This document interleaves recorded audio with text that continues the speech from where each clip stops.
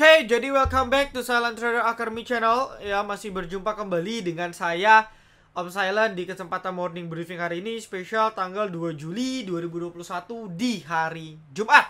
Ya, di hari terakhir di minggu ini. Oke, sebelumnya seperti biasa ya, kita akan bahas update lagi terkait PPKM darurat yang hari ini sudah resmi gitu ya. Diumumkan oleh Bapak Presiden kita, Bapak Joko Widodo. Tadi lewat live YouTube juga ya, ada ya, jam 11 waktu Indonesia Barat setempat tadi.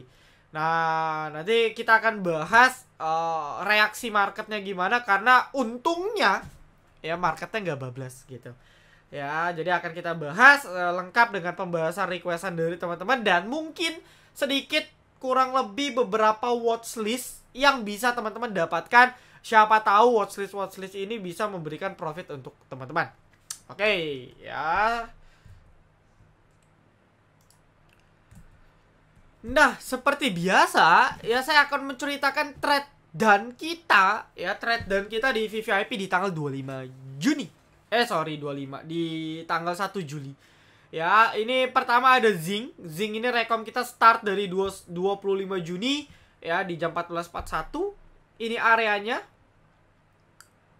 Bla bla bla bla bla bla, Anda bisa baca. Target TP1-nya kena.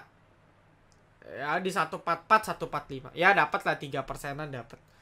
Ya, closing-nya pun kebetulan ini bisa jadi watchlist ya. Bisa jadi watchlist Zing. Ini sekarang posisinya pas banget di EMA 200. Anda tahu ya, EMA 200 ini bener-bener sangat powerful kalau dia bisa breakout kayak Breeze. Ya, Breeze ini kan dia break EMA 200. Setelah dia break di sini, kenceng. Apa? Agro. Semua emiten. Oh, nggak agro, dia nggak break ya. Nggak sempat nyentuh. Pokoknya emiten-emiten berhasil breakout, dia punya EMA 200 itu akan kencang rally-nya secara swing. Nah, ya, apalagi SCMA juga nih. Ya, ini bisa jadi watchlist. Nah, dia breakout di sini. Nanti kita lihat ya, kalau nggak percaya dia kemana. Nah, sekarang Zing belum breakout, tapi akan. Ya gitu ya, tapi akan breakout. Dimana ini kebetulan memang ada resisten di sekitar 145. Dan dia punya EMA 200 pas di 146. Posisi bener-bener ketat. Nah, kalau besok bisa closing di jebol 146-nya, itu enteng banget. Ya, memang minimal targetnya ke 150. Ya, 150 sampai 152. Ya, memang targetnya ke sini. Ya, minimal dia ke sini dulu. Ya, habis ini nggak tahu bisa terkoreksi bisa enggak. Ya, dan kita udah TP dan saya masih trailing stop bareng VVIP. TS-nya di berapa? Saya nggak kasih tahu. Ya, itu saya sudah share bersama teman-teman member. Gitu. Jadi trade dan kita pertama. Lalu yang kedua adalah PMMP. Ya, ini rekom lama. Jadi kalau Anda tanya, Om, di VVIP kita harus trading setiap hari gak sih? Enggak. Kenapa? Karena saya bukan tipe owner yang penting gue kasih rekom deh. Enggak. Saya benar-benar memperhatikan kualitas.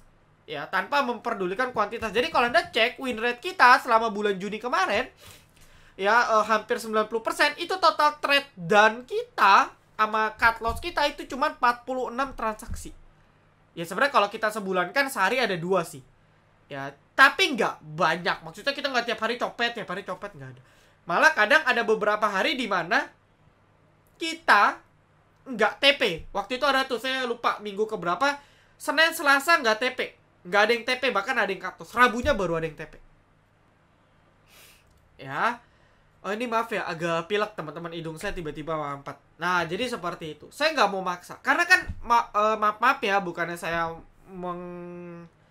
menjelekkan pihak manapun, tapi kan ada, karena saya punya pengalaman dulu juga, beberapa grup yang memang, lu mau gak join premium gua? Lu buka rekening ini, ya, sekuritas ini, gitu ya, masukin kode salesnya gua, nanti lu dapat premium gua gratis. Kan ada yang seperti itu. Nah, yang seperti itu kan mereka kasih rekom biar kita transaksi. Nah, yang cuan siapa? Mereka, fee-nya mereka dapat. Lu cuan, lu untung, gua dapat fee. Jadi makanya banyak orang kadang maksa rekom, tapi nggak, jadi kualitasnya nggak ada. Kualitas rekomnya nggak ada. Market lagi merah, keluarin aja. Hijau, keluarin. Merah, keluarin. Ya, jam 9 menu baru, jam 10 menu baru, jam 11 menu baru. Ya, kita mah tektok, cut loss, mereka dapat fee. Nah, dan saya nggak seperti itu. Ya, saya pun nggak ada kerjasama, maksudnya lu buka Mirai lu dapat gratis, enggak. Saya sih enggak. Saya cuma kasih kontaknya aja gitu buat ngebantu. Nah, ini PMMP Rekom di tanggal 28 bahkan sempat dibanting ya. Ini dua emiten ini hampir cut loss. Zing hampir cut loss di 132, PMMP hampir cut loss, kita adjust. Ya ini kan stop lossnya 390. Lalu ketika dibanting after Rekom, jadi pas tanggal 28-nya bener-bener dibanting ARB, saya langsung info, oke stop, kita jangan cut loss dulu. Ya, jadi singkat cerita saya mundurin stop lossnya di 370. Jadi kita plan penyelamatan. Ya, akhirnya terbang. TP dari minus 4% jadi plus 5%. Dan masih potensi naik lagi. Luar biasa, luar biasa. Ya, lalu saya juga ada share. Ya, Juni 30 nih tepat banget kemarin. Menu sore off, karena kemarin kan market dibanting tuh BRMS, LPPF, Tebik, banyak emiten yang diguyur. Saya bilang, oke, awalnya saya bilang nih di atas chat ini, saya bilang, ada menu sore ya. Nah, pantauan saya itu KF IRA enough. Tapi ketika saya melihat, oke, emiten pada dibanting, lalu isu PPKM mau diumumin, oke, saya sebagai owner, saya akan jaga-jaga, saya nggak mau maksa. Nah, tapi saya share nih, oke lah, saya share, saya info pantauan saya tadi saham farmasi, KF IRA enough. Ya, ini beda chat. Nah, lalu berikutnya di bawahnya saya bilang lagi, kalau mau beli di offer ya, ini masih jam 14.56, artinya kita masih bisa beli. Ya, untuk menu sore. Ya, saya kasih panduan stop loss gitu ya buat mereka yang mau beli KF enough IRA. Di grup pun saya bilang, saya KF. Ya, saya cuma beli KF. Dan kalau Anda lihat ketiganya itu naik kenceng. KF ya memang nggak sekenceng IRA ya, tapi naik.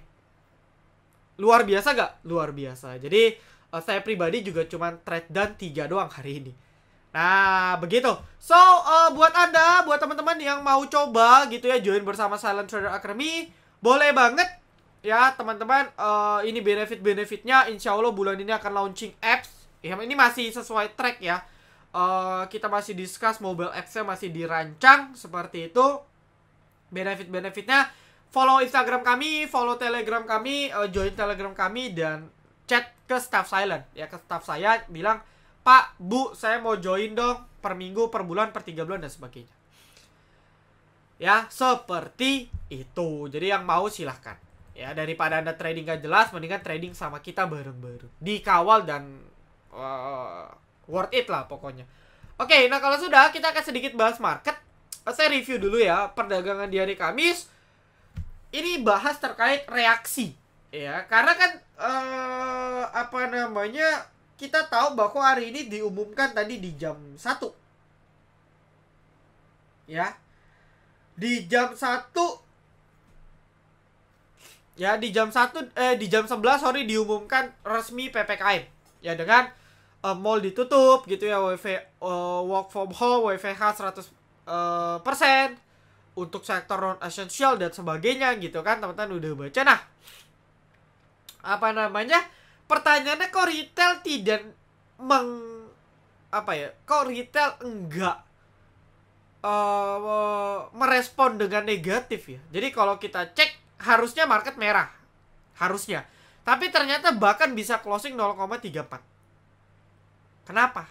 Nah, itu kan menjadi pertanyaan. Jadi, saya mau bilang seperti ini dulu. Nah, kalau kita compare antara kejadian waktu wave pertama, ya April sampai Juni itu kan kita ibaratnya tuh kan bisa dibilang lockdown ya, PSBB. Ketat lah pokoknya. Lalu yang kedua itu ada di bulan September di DKI Jakarta. Yang ketiga sekarang.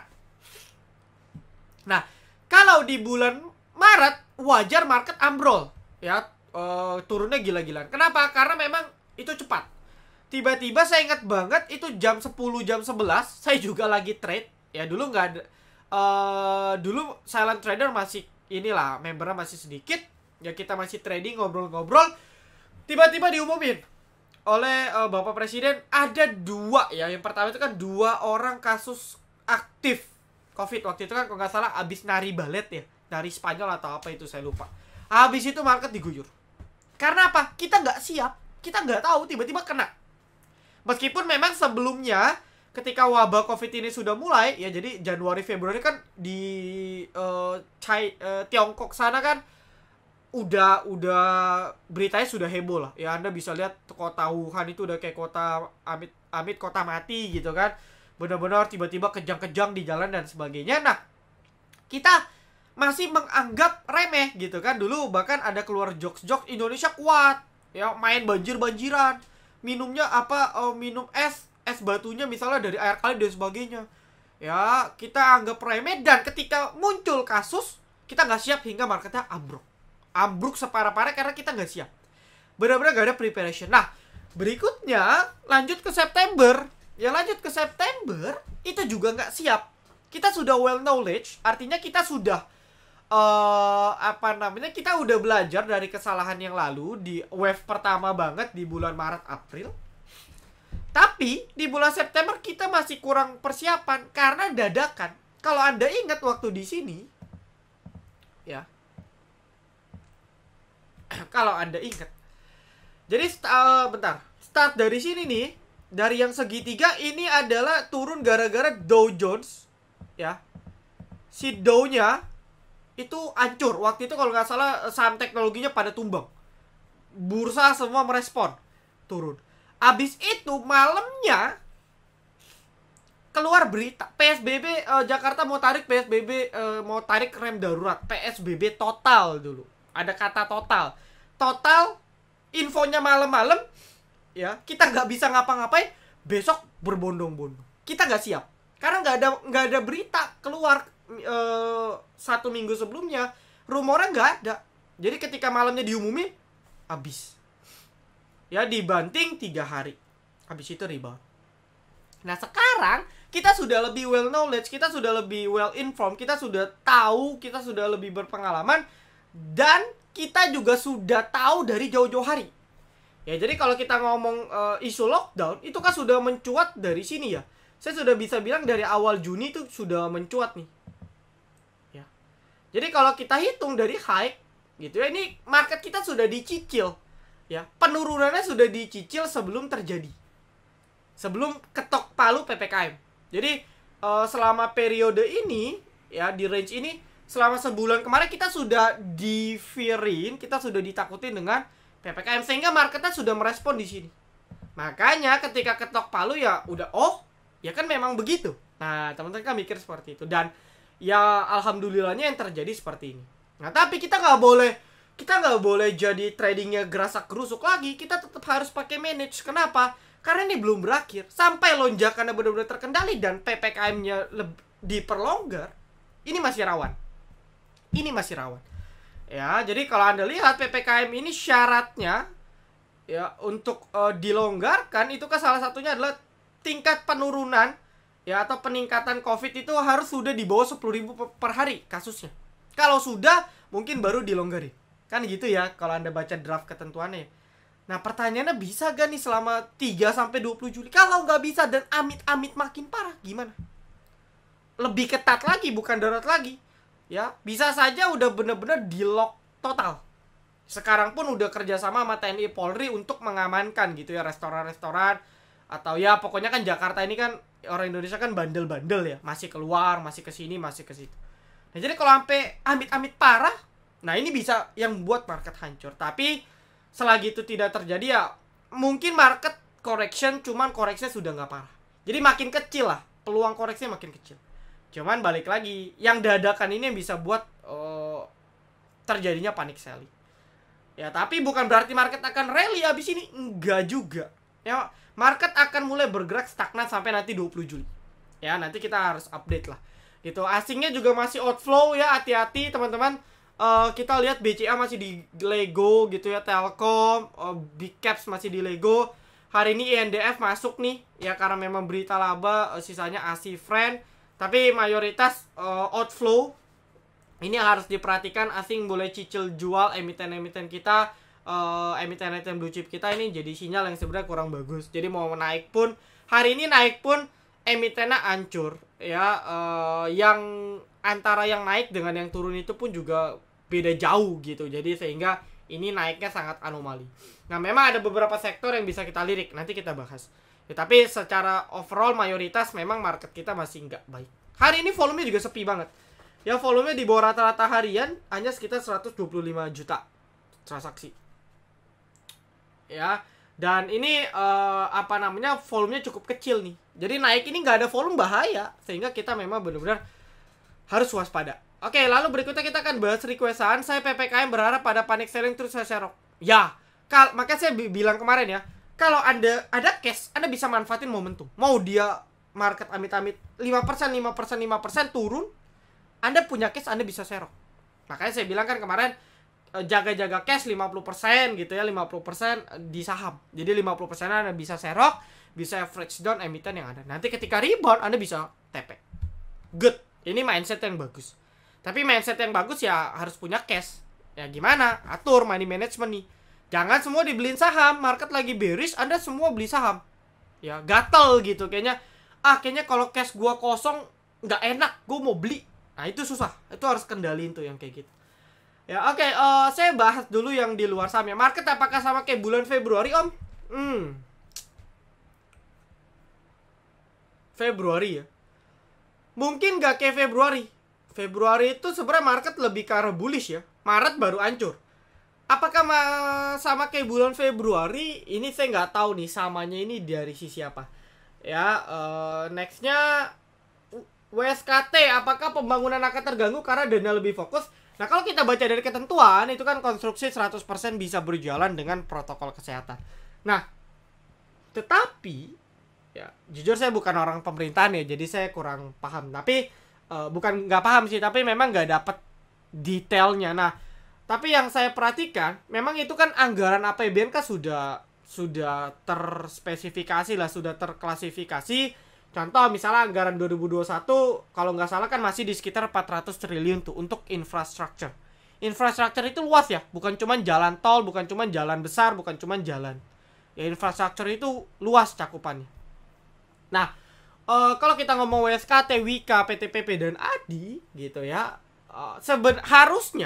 harusnya memang dananya tidak terganggu. Tapi yang lebih concern ya kalau kita ngomong emiten construction ialah proyeknya yang ditunda. Ya, jadi saya mau cerita nih. Ini mungkin teman-teman belum banyak tahu. Nah, kalau konstruksi pemerintah ya, itu ada istilah namanya turnkey. Ya, jadi kalau BUMN itu mereka tunggu kelar proyeknya baru dibayar. Beda sama swasta. Kalau swasta itu ada kontrak. Contoh, oke, bangunannya sudah jadi 20%, konstruksinya sudah jadi 20%, gue dapat 20%. Equal. Sudah jadi 50%, gue terima 50%. Nah, kalau yang informasi yang saya dapat, emiten construction BUMN itu dia turnkey, paymentnya di belakang. Bangunan udah benar jadi baru dibayar. Makanya cash flow emiten konstruksi itu bengkak. Ya, utangnya gede, apalagi WSKT, WSBP. Waduh, itu parah. Itu karena mereka tunggu jadi. Nah, sekarang kan Covid. Meskipun pakai protokol kesehatan, pasti akan tertunda proyek-proyeknya. Dan mungkin saja dananya bisa lebih fokus untuk untuk membantu backup dari sisi kesehatan. Ya pasti mungkin adalah dialokasiin. Nah, itu yang akan mengganggu. Udah dananya dikecilin, proyeknya ketunda. Nah, ini akan membuat emitennya makin seret. Ya, makin seret untuk konstruksi. Oke, Om, BRMS energi udah terbang, kok bumi enggak? Nah, jujur saya saya nggak ngikutin update detail untuk energi dan bumi. Ya, ini emiten saham sejuta umat gitu. Trader-trader lama yang sudah 10 tahun, belasan tahun udah pasti paham dan hafal polanya seperti apa. Nah, karena saya nggak research, saya mungkin kurang tepat untuk menjawabnya. Tetapi ya, BRMS ini punya roadmap-nya tersendiri. Mereka ada isu saling masuk. Dan Anda tahu ketika grup saling masuk, ya harapannya memang kinerja dari perusahaan akan meningkat. Ya, bahkan dengar kata saling masuk suatu emiten pun saham bisa terbang. Kayak kemarin IMJS, Nissan diakuisisi, terbang. Ya, DCI saling terbang. Ya, jadi dengar namanya udah terbang. Nah, BRMS. Lalu mereka ada right issue. Dan nanti mau right issue lagi. Jadi ada roadmap. Energi pun right issue. Kalau nggak salah come date-nya kemarin dia right issue. Nah, kalau bumi, ya Anda tentuin sendiri, dia beda. Memang sih ini saham bakri semua. Ya, tapi mereka punya roadmap yang beda-beda. Nah, itu Anda harus tahu. Ya, kalau saya sih, saya nggak bisa jawab lebih detail pertanyaannya. Ya, MPPA Min, di menit-menit terakhir sesi 1 dibanting walau sedang uptrend. Oke, saya sekalian jawab pertanyaan MPPA Bandarmologi. Kalau bilang dibanting, yang nggak dibanting lah ini mah. Ya cuman turun 1 tick itu gak dibanting. Dibanting itu kalau dari 1100 ke 1060 itu dibanting. Bandarmologi gimana kalau kita cek bandarmologi? Tadi saya cek MG memang beli. Dia top buyer sekitar 80.000. Sekarang dia buang nih. Berarti kan ada yang jualan MG sekitar 30.000. Kalau kita lihat dari broker summary per hari ini ya cukup netral gitu. Artinya ada yang distribusi, ada yang nampung. Ya ini memang MPPA sudah mulai banyak player, jadi nggak heran lah. Banyak emiten-emiten berpartisipasi. Nah kalau kita coba track dari sini, dari 0619, 0609, ketika dia mencapai titik high-nya, maka kalau kita lihat so far akumulasi. Jadi ketika MPPA-nya turun, akumulasi. Secara teori bagus. Nah kita lihat harganya. KI 1150, YU 1140, bla bla bla. Harga tinggi. Jadi kalau kita ngomong bodoh, ya minimal si KI akan kerek. Tadi kita lihat KI juga beli, minimal akan kerek ke 1150 ke atas. Karena ya rugi dong, posisi mereka sekarang masih rugi. Ya kan itu analisa bodoh. Nah, tapi perlu Anda tahu ya, MPPA ini sudah dari bahkan 73 low-nya tahun lalu. Ya, MPPA ini sudah terbang dari sekitar 100. Jadi dia sudah naik hampir 1000% dan ya bandar tuh pasti harga murah rata-ratanya. Nah cuman memang saya tariknya cuma dari sini sehingga terlihat bandar punya di harga atas. Tapi basically totalnya pasti bandar punya di harga bawah. Ya mungkin di sekitar 500, 600, 700 gitu. Nah, intinya kalau Anda mau trading MPPA boleh.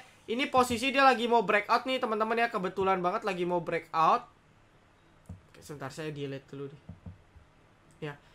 MPPA ini kebetulan sekali mereka mau breakout.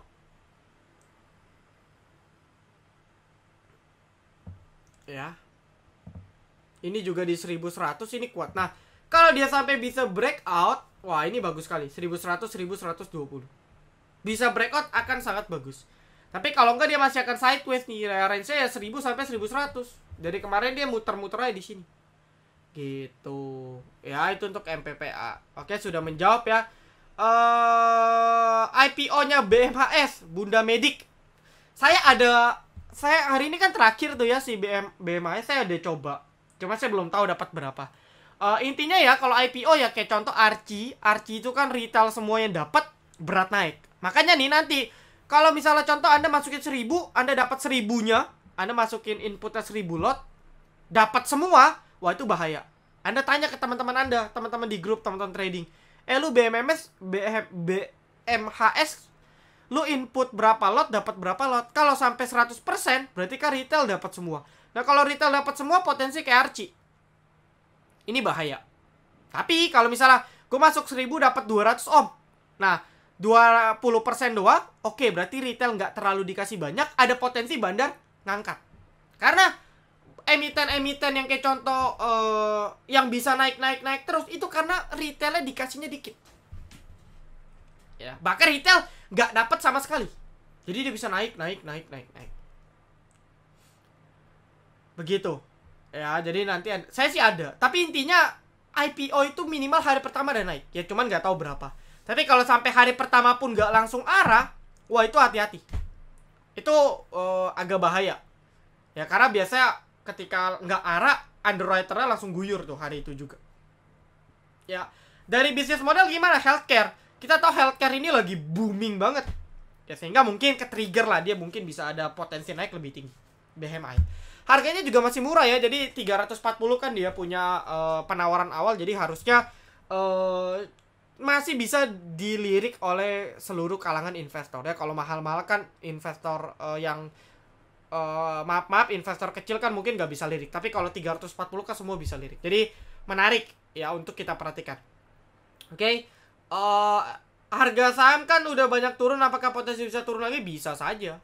Ya BMRI batas SOS di mana, bow di mana. Oke. Kita mulai bahas saham ya.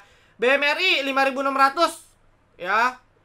Tunggu aja di sini gitu. Tunggu aja di sini. SOS kalau dia rebound balik ke 6.000 ya bisa SOS lagi, turun ke 5.600 5.700 serok lagi itu BMRI. Kios Yellow ZRX. Oke, saya akan bahas satu aja ya, yaitu Yellow. Yellow hati-hati ya. Ini kayak penentuan sih ya. Artinya kalau kita track Yellow, ya ini kan sudah patah. Nah, kalau kita track Minora di sini, biasanya ya, yang saya perhatikan, kalau dia seperti ini, bukannya membal malah patah. Ini yang saya biasa perhatikan seperti itu. Tapi dari kemarin, Yellow memang ketika dekat-dekat Bollinger Tengah dia membal. Makanya dia kan ada sempat digoreng, ya, banyak ekor atas. Nah, tapi hati-hati kalau sampai patah, pokoknya penentuan 130. Jebol 130 cut. Udah, Yellow gitu aja. Ya, ini bandar Mirai semua nih, ini bandar retail nih. Hati-hati Anda bisa diguyur. Ya. MLPT hari ini technical rebound, pas banget ya dia technical rebound di sini, EMA 13. Intinya agak kurang bagus. Kenapa? Karena dia rebound untuk tutup gap. Nah, berarti kan tandanya memang dalam jangka waktu dekat secara logika mungkin gak akan area sini dulu. Minimal dia akan sideways. Jadi mirip-mirip kayak siapa ya, Sam F gitu ya. After dia ini, dia tutup gap, abis itu dia koreksi dulu nih. Nah, nanti baru dia sideways atau bentuk pola dan sebagainya. Intinya sih, ini kan teknologi ya. Artinya ini saham yang memang salah satu saham yang paling bisa dilirik di tahun 2021. Ya kan, saham-saham teknologi. Nah, cuman memang untuk harga sekarang ya Anda harus hati-hati. Ya, masuknya pun harus hati-hati. Gitu. Kalau nggak mau MLPT ya ada MLPL induknya. Nah, apakah MLPL bullish pennant? Yang namanya bullish pennant ya ketika pennantnya terjadi di bullish trend, makanya bisa dibilang bullish pennant. Kalau dibilang bullish pennant ya bisa, itu nggak salah karena memang dia punya chart seperti itu. Ya, kan bullish pennant ini.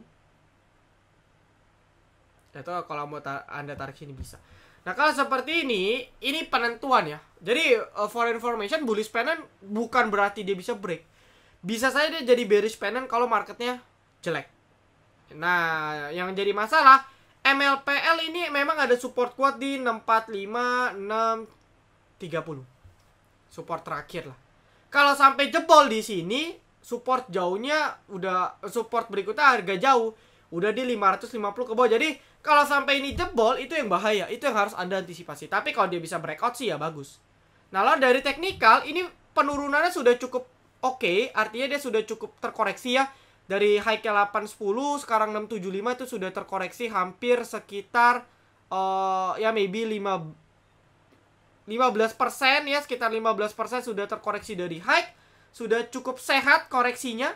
Ya, cuman belum ada momentum nih. Volumenya kecil sekali. Nah, tapi kalau melihat nanti MPPA-nya bisa break, ya mungkin MLPL akan ke-trigger. Karena kadang nih ganti-gantian. Kadang MPPA naik dulu, MLPL baru naik. Kadang MLPL-nya naik dulu, MPPA, MLPT baru naik. Jadi kadang korelasinya ganti-gantian. Nah, intinya sih batasnya di situ 630. Anda mau beli silakan. Secara teknikal masih bullish banget. Ya, seperti itu. Oke. Wah, saya percepat ya. Mari masih belum ada ini nih, ya. Belum ada, masih terus distribusi. Karena apa? Karena Mari banyak yang ini. Banyak yang komporin, ya. Mereka adain webinar, abis itu diguyur. Cek aja deh. After webinar besok ada suatu broker yang guyur. Nah, itu mereka manfaatin. Ya, kalian nonton, percaya beli, mereka TP.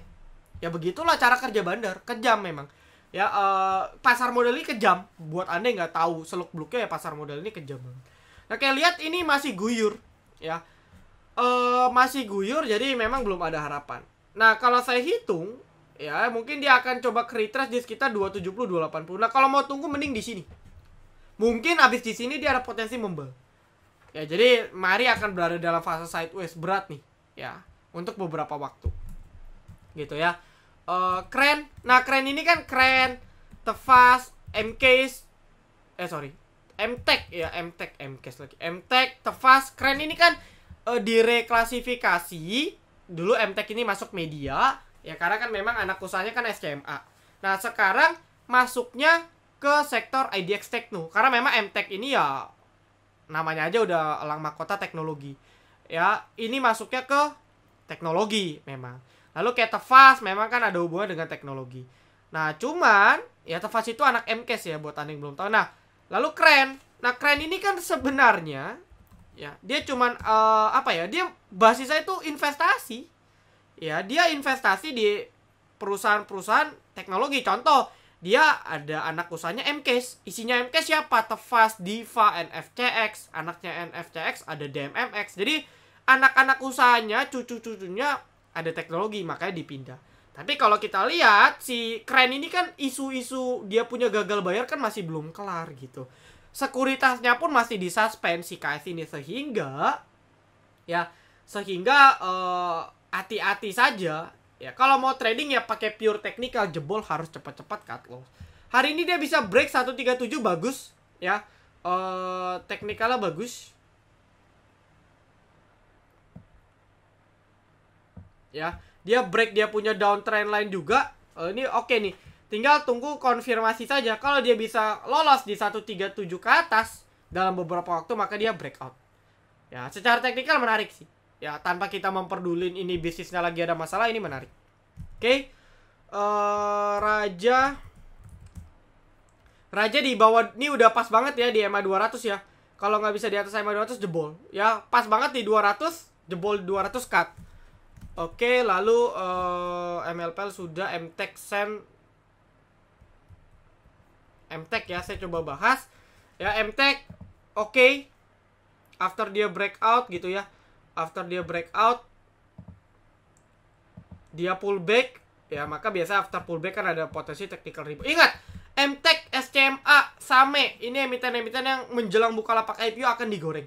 Dan potensi memang naik dulu nih menjelang-jelang digoreng. Ya, jadi ada potensi emiten-emiten ini akan lanjut bullish. Tapi kalau gagal, ya MTech ini bakal jadi double top besar. Nah, ini yang bahaya. Jadi harus lihat nanti media ngegorengnya gimana. Ya. Juste, saya percepat ya. Juste hari ini technical rebound saja. Ya, secara tren masih downtrend, nggak ada confirm. Ya, jadi hati-hati, manfaatkan dengan baik gitu ya. Kepik juga belum ada sentimen, hati-hati ya, hati-hati. Ini so far masih uptrend sih, kalau bisa dibilang sebenarnya masih uptrend. Ya, weekly-nya sebenarnya masih udah sideways sih ya, udah sideways ya, tapi belum bearish. Nah, memang kepik ini pas banget EMA 200-nya ya, pokoknya penentuan di 100 deh. Ya, kepik jebol 100 sudah bye-bye. All time low ya. Kepik jebol 100 ini all time low. Hati-hati. Oh, enggak all time low deh. Ya, jadi kepik ini 100 out. Ya. Ini support kuat sih. Mungkin ada pantulan, tapi balik lagi nggak tahu kapan mantulnya. Ya, Pakuan masih sama ya. Kalau dia nggak bisa balik di atas 460, nggak usah dilirik. Kan saya udah bilang, ya. Nah, Anda lihat 460 nggak kuat, balik lagi. Jadi kalau nggak bisa 460 nggak usah dilirik, masih akan downtrend.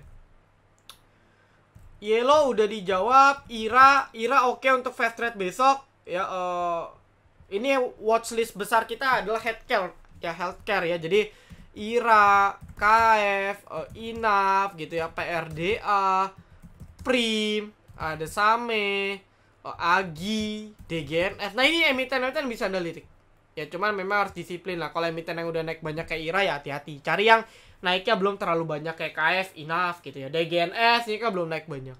Ya, cuman harus disiplin. Oke, sudah terjawab semua. Beserta watchlist tadi adalah healthcare memang. Jadi PPKM ini akan sangat menguntungkan. Ya, pertama teknologi pasti diuntungkan. Everything about tech pasti akan diuntungkan. Baik itu PPKM atau tidak. Ya, karena kan tech itu kan memudahkan. Nah, lalu yang satu lagi ya healthcare. Ini yang memang sektor, ya ibaratnya sektor yang senang atau sektor yang profit di atas penderitaan orang lain, kan kurang lebih seperti itu. Jadi healthcare ini dengan kondisi sekarang akan sangat powerful banget. Ambil momentum, nggak perlu invest, tapi setidaknya adalah kita bisa manfaatkan momentumnya untuk fast trade. Farmasi itu luas.